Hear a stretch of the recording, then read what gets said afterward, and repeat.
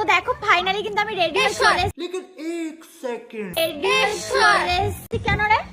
আমার অ্যানিভার্সারি, তোরা এত সেজেছিস কেন? কেন সুন্দরী তুমি বুঝতে পারছো না তোমার বান্ধবীরা এরকম কেন সেজেছে? কারণ তোমরা তো সবাই একই গোয়ালের গরু, তার জন্য সবার সাজটা একই রকম হচ্ছে। এই সাজের জন্য টিয়া পাখিকে এরকম বলা কিন্তু তোমার একদমই উচিত হয়। ঠিক বলেছিস। সাজবো না কি বান্ধবী? সিম্পল একটা লিপস্টিক আর টিপ পরলেই তো হতো। টিয়াকে লিপস্টিক আর টিপ পরলে কি সুন্দর লাগবে? আর পুরো বডি মেকআপ লাগবে, ফুল বডি মেকআপ করে সুন্দর করে একটা ভিডিও বানিয়ে সোশ্যাল মিডিয়ায় পোস্ট করতে হবে। ওর সেখান থেকে তো ইনকাম আসবে। বাকি লোক যে কি বলে সেটা দেখা দরকার নেই। যার অ্যানিভার্সারি তার থেকে বেশি হয়েছে সেটা আবার ভিডিও বানিয়ে পোস্ট করছে। कौन है ये लोग? कहाँ से आते हैं ये? আরে তুই এত চল এরকম করে থাকবো না, মেকআপ করবো না, চল তো চল।